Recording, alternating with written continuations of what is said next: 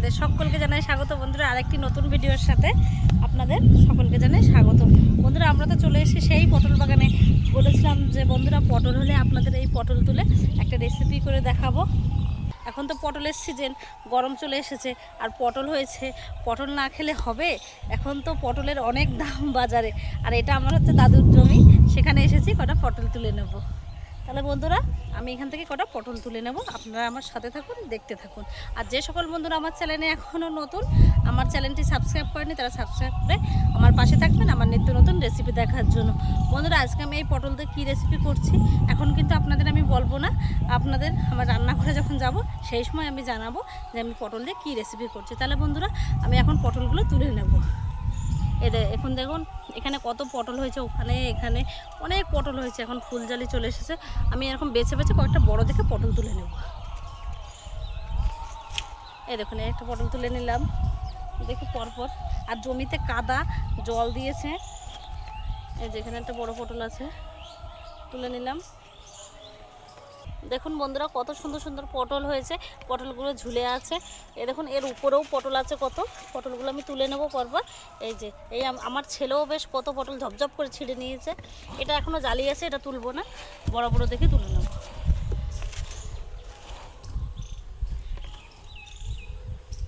তাহলে দেখুন বেশ অনেকগুলো পটল তোলা হয়ে গেছে। এবার আমরা চলে যাব রান্নাঘরের দিকে। আর এখানে অনেক কাদা, জমিতে জল দিয়েছে, হাঁটতে পারছি না, কঠিন। বন্ধুরা পটল বাগান থেকে তো চলে এসেছি, এসে হাত পা ধুয়ে চলে এসেছি। এদিকে আমি পটলগুলো পটল পোস্তর জন্য কেটে নেব। আর মা পটল পোস্ত বানানোর জন্য যে মশলাগুলো লাগবে সেগুলো মা বেটে নেবে। কাঁচা লঙ্কা, পোস্ত, সাদা কালো শস্য একসাথে মিশানো ভিজিয়ে রাখা আছে, ওগুলো মা বেটে নেবে শিলে। আর এদিকে আমি পটলগুলো কেটে নেব পটল পোস্তর জন্য।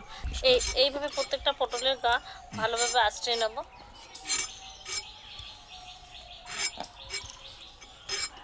এইভাবে কেটে নিলাম, নেওয়ার পর মাঝের থেকে এইভাবে একটু চিড়ে দেব।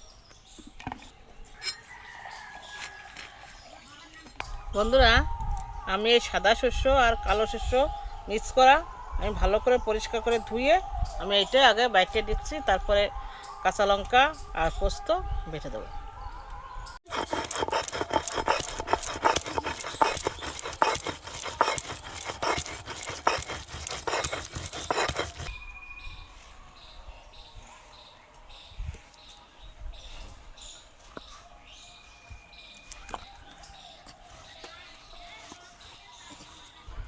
বন্ধুরা এই পটল ধুয়ে আমি নিয়ে চলে এসেছি।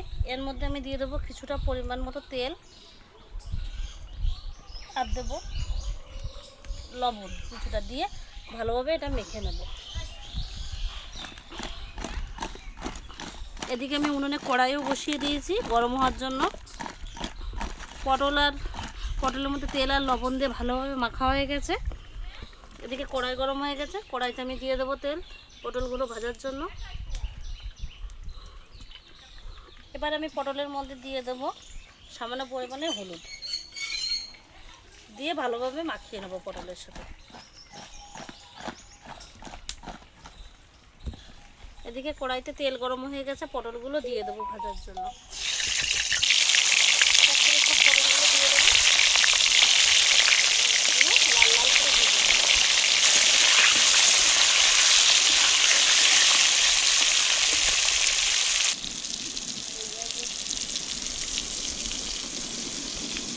পটলগুলো ভাজা হয়ে গেছে ভালোভাবে, এবার আমি পটলগুলো তুলে নেব।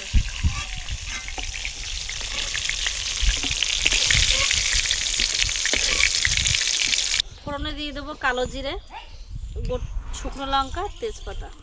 এবার আমি দিয়ে দেবো বেটে রাখা সর্ষে পোস্ত বাটা।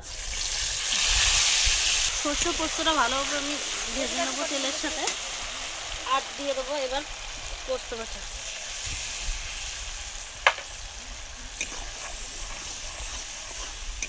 এবার আমি দিয়ে দেবো কিছুটা হলুদ, আর দিয়ে দেবো লবণ।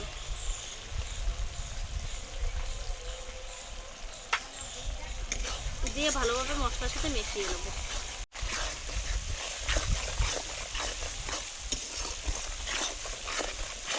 বন্ধুরা দেখুন পটল পোস্তর যে গ্রেভিটা, এর কত সুন্দর মশলাটা ভাজা হয়ে গেছে। এবার আমি স্বাদের জন্য দিয়ে দেবো সামান্য একটু চিনি, চিনিটাও ভালোভাবে মশলার সাথে মিশিয়ে নেব। এবার আমি দিয়ে দেবো আগে থেকে গরম করে রাখা গরম জল।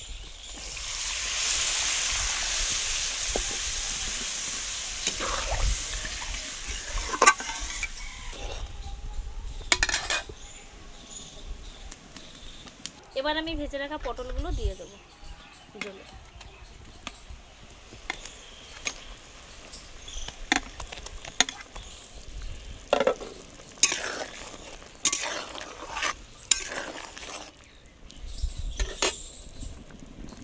তাহলে বন্ধুরা হতে থাকুক পটল পোস্তটা, ততক্ষণ আপনারা আমার সাথে থাকুন, দেখতে থাকুন আমি কীভাবে পটল পোস্তটা বানাচ্ছি।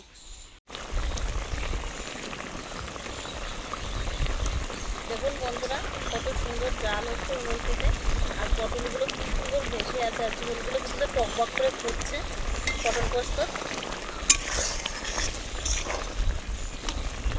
আপনাদেরও কিন্তু এভাবে বানানো চাই পটল পোস্ত, দেখবেন খুবই ভালো লাগবে।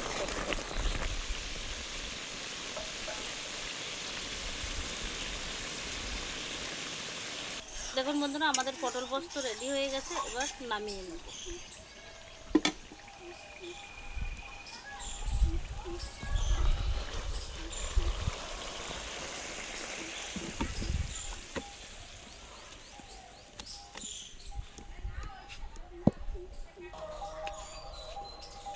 বন্ধুরা গাল ফুটে যাচ্ছে, পটল পোস্ত খাচ্ছি তো হেভি হয়েছে, কিন্তু গাল কামাই দেওয়ার কায়দা নেই।